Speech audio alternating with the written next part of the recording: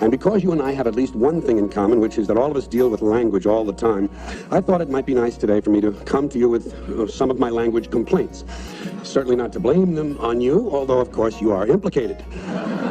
And not that you can help it. I mean, the problem is really with the people you cover. The politicians, the celebrities, and the lawyers. And although their level of insincerity is astonishing, it's still kind of fun to hear them talk. In particular, it's fun to listen to Washington talk. Whenever the issue of term limits comes up, I always tell people the only term limits I'm interested in would be to limit some of the terms used by politicians. They speak, of course, with great caution, because they must take care not to actually say anything. Proof of this, according to their own words, is that they don't actually say things, they indicate them. As I indicated yesterday, and as the president indicated to me, but sometimes they don't indicate, they suggest.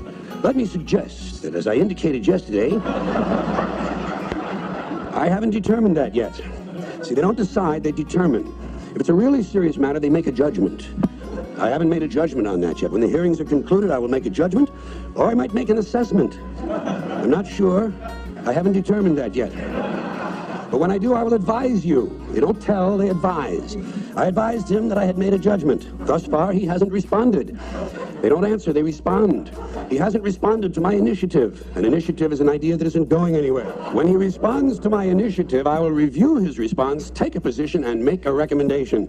See, they don't read, they review. They don't have opinions, they take positions, and they don't give advice, they make recommendations. And so, at long last, after each has responded to the other's initiatives, and each has reviewed the other's responses, and everyone has taken a position, made a judgment, and offered a recommendation, now they have to do something. But that would be much too direct. So instead, they address the problem. We're addressing the problem, and we'll soon be proceeding. That's a big activity here in Washington. Proceeding. They're always proceeding or moving forward. A lot of that goes on. Senator, have you solved that problem? Well, we're moving forward on that. And when they're not moving forward, they're moving something else forward, such as the process. We have to move the process forward so we can implement the provisions of the initiative in order to meet these challenges. No one has problems anymore. Challenges. That's why we need people who can make the tough decisions. Tough decisions like how much soft money can I expect to collect in exchange for my core values?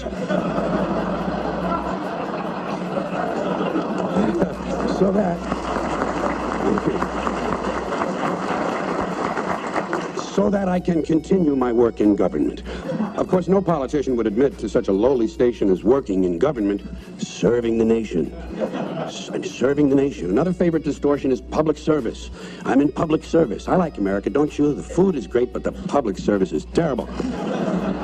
Now, folks, a question for you. Do you think it's possible that one of these politicians, whose judgment is so poor that he honestly thinks of himself as serving the nation, might occasionally be expected to indulge in a little patriotism? Huh? What do you think? Well, of course, not only is it possible, it's inevitable, and that's when he's at his very best. That's when he trots out the really good stuff, all across this great land of ours, the greatest nation on earth, the greatest nation in the history of the world. And at times of military crisis, you can be sure that someone in a suit in this town will eventually plant himself in front of a camera and carry on a great deal about the most powerful nation on the face of the earth. Now, normally, during peacetime, the politicians will refer to people in the military as our young men and women stationed around the world.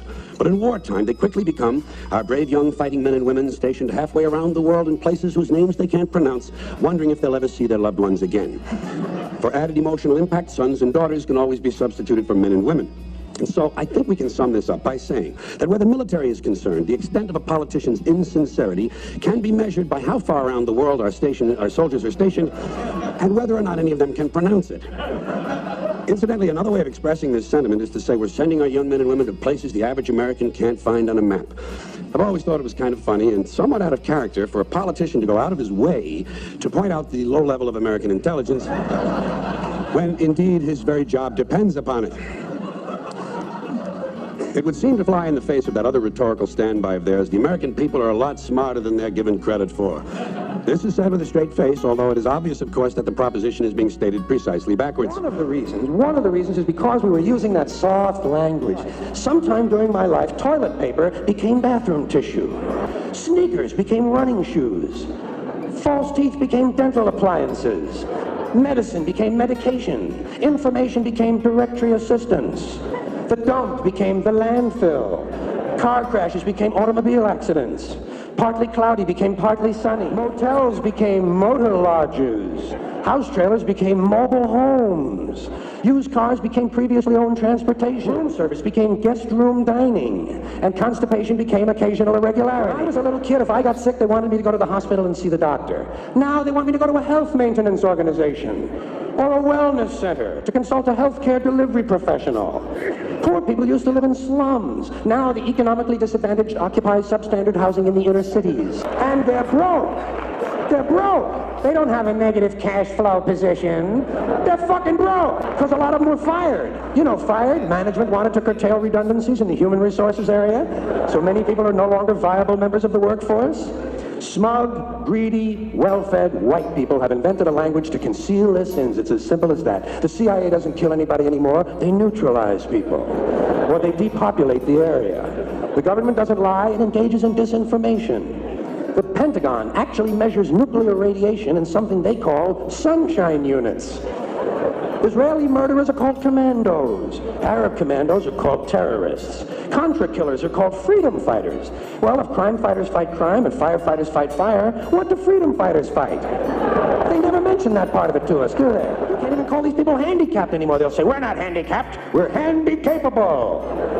These poor people have been bullshitted by the system into believing that if you change the name of the condition, somehow you'll change the condition. Well, hey, cousin, you're more stupid people. Everybody has a learning disorder. Or he's minimally exceptional. Oh, thank God for that. And we have no more old people in this country. No more old people. We shipped them all away. And we brought in these senior citizens. Bloodless, lifeless. No pulse in one of them. A senior citizen. That's what they're going to be called, so I'll relax on that. But the one I do resist, the one I keep resisting, is when they look at an old guy and they'll say, look at him, Dan, he's 90 years young. No one wants to die, but we do. So we bullshit ourselves. I started bullshitting myself when I got to my 40s. I guess I'm getting older. Older sounds a little better than old, doesn't it? Sounds like it might even last a little longer. Because thanks to our fear of death in this country, I won't have to die. I'll pass away.